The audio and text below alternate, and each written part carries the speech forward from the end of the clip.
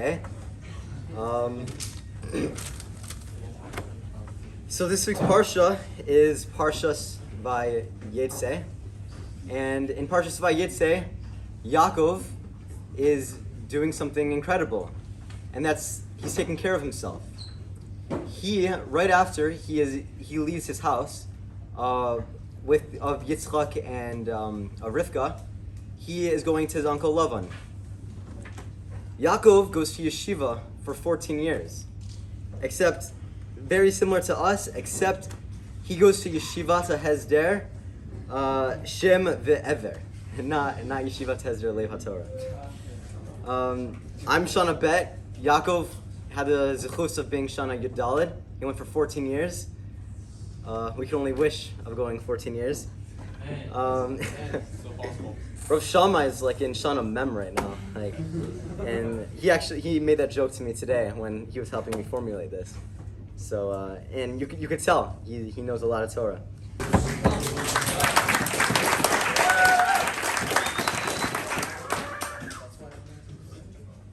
Yeshiva doesn't really make a lot of sense for Yaakov. Yaakov's already on a very high level, and by going to yeshiva for 14 years, that's only delaying the amount of time that he could get married, be with Lavan. It's delaying his timeline, and I mean we get that a lot as guys in yeshiva. It's a waste of a year. No, it's not a waste of a year. And if a guy like Yaakov is doing it for 14 years, then that's like a waste of a year times 14, and Yaakov's doing it, so that automatically means it's not a waste of a year. So that's 14 positive years. The math doesn't lie. I don't know. Yaakov is using yeshiva. So that before I get to why Yaakov went to yeshiva, it made me wonder, why was Yaakov going to yeshiva? He doesn't need yeshiva. And I talked to Rav Machlis about this, and Rav Machlis gave me some great answers.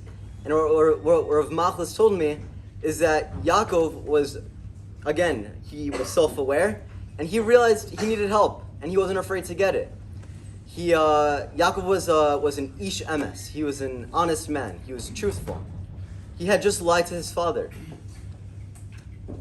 He knew it was for the best because his mom had Ruach HaKodesh, and he knew it was what was meant to be and what was good and best for the long run. But at the end of the day, like I said, he was an ish emes, so something's not sitting well. That's a broken piece right there. But not only that, he had these other things on his mind. He had worrying about Lavan. He had worrying about the difficulties of getting married. He had to worry about the labor that he was going to be put through, about the Jews being put into Chutz La'aretz later on. He had these other worries, and he was not ready to take on what he was going to have to deal with. So he made the smart decision to take 14 years. Similarly, we're taking 1 year to really take our pieces and put them together. Yaakov had 14 years. Most of us only have one. Some of us are lucky enough to have 2 more years. Some of us lucky enough to have 3 more years, 4 more years, Shir Dalit, I don't know. Some of us are that lucky. And like I said, Yaakov had 14 years, so you can't expect to be able to solve all of your problems in 14 years. It's not going to happen. It's a lifelong journey. I remember Shana Aleph, there was a specific time period where I was I was on a Torah high all the time. I was like Moshe Amar, 24/7. He's not there, but I was just always so I was always so happy about everything Torah related, and I had a fire in me, and this fire was pushing me to just do everything. And I've been kind of trying to refine that fire. And there's this concept in Hasidus with Rabbi Nachman, a story about a lost princess and finding your inner youth and your inner child, of this excitement of when you were younger. And I feel I'm looking for this excitement that I had when I was Shana Aleph, and I feel I kind of lost that. And I don't know if it's on purpose that Rav Shimshon is slowly turning away, because it was actually Rav Shimshon who I talked to about this. Because I was saying, Rav Shimshon, I can't find my fire. I've lost my fire. And he said, Gadi, maybe you shouldn't be looking for a fire. Maybe you should be looking for a pile of rocks. And I was like, what?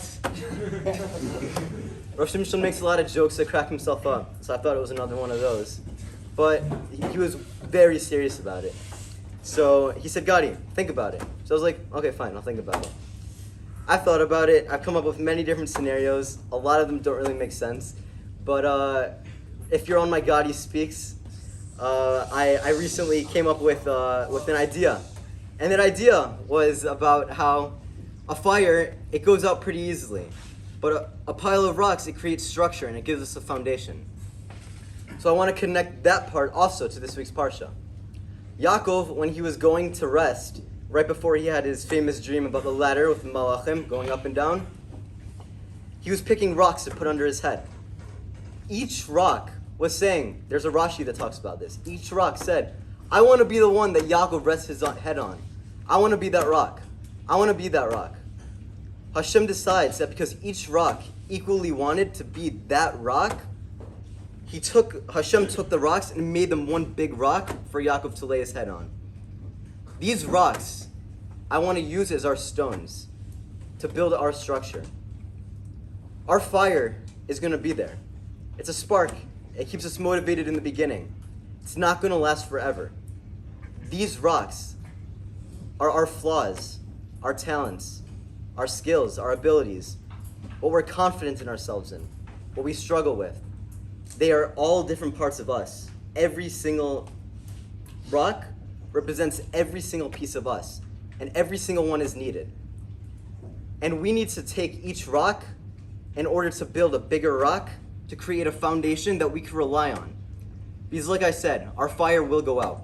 Fires don't last forever. But when our structure falls, when a brick comes out, our foundation will still be there. Because we need to pick up these rocks and make that one big rock that we could rely on to always be there, that we could rebuild when we need to. And like I said, it's not gonna be pretty.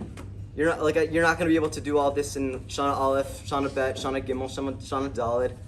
I know Zach, you really want to come back for like Shana Chaf already, but we're not gonna be able to accomplish all this right now. But once you have this structure, this pile of rocks, it's so easy to rebuild. You're gonna have to rebuild, but it'll be easier. And just keep doing great things and keep smiling. So,